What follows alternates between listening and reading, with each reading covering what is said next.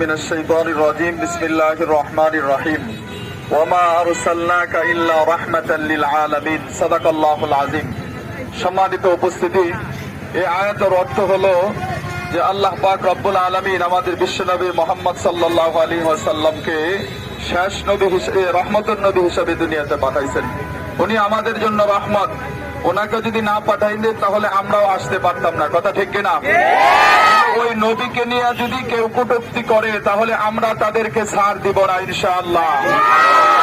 যারা নবীকে নিয়ে কটূক্তি করে, আল্লাহকে নিয়ে যারা কটূক্তি করে, ইসলামকে নিয়ে যারা কটূক্তি করে, কোরআন নিয়ে যারা কটূক্তি করে, এদের সর্বোচ্চ শাস্তি হলো ফাঁসির আবেদন। ঠিক কিনা?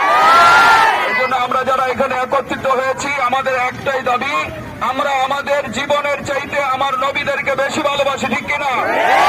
আমার জীবনের চাইতে কোরআনকে বেশি ভালোবাসি। জীবনের চাইতে আমি বেশি আল্লাহকে বেশি মহব্বত করি। বলে যারা আল্লাহকে, নবীকে, কোরআনকে, ইসলামকে নিয়ে যারা কটূক্তি করবে তাদের কোনো কথা নাই, তাদেরকে অবশ্যই ফাঁসি কার্যকর করতে হবে।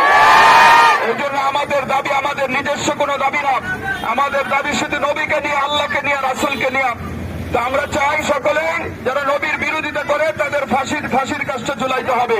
এই জন্য আমরা সকলে এখানে একত্রিত হয়েছি। আমরা গাড়ি ঘোড়া বন্ধ করবো না। আমরা এই দিকটা এখন মিছিল যাব, পরে এই দিকটা সুদা বাজার, তারপর বাজার দিয়ে করে নাজিরাবাদ স্কুলে এসে আমরা শেষ করে দেবো ইনশাআল্লাহ। যে তেলের পাম্পের দিকটা যাইতে হবে ওই দিকটা। আমরা সকলে প্রস্তুত তো ইনশাআল্লাহ?